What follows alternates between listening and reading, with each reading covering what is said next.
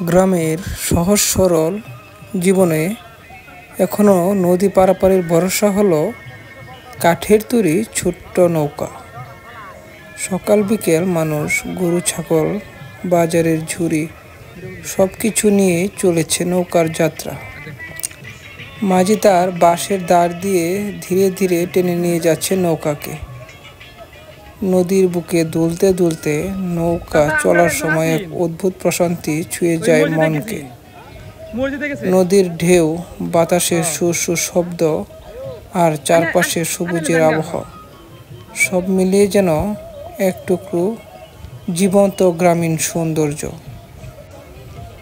এই ভিডিওতে আপনারা দেখতে পাবেন গ্রামের মানুষ কিভাবে নৌকায় করে নদী পারাপার হয়, মাঝির গান আর নদীর ঢেউয়ের সুর,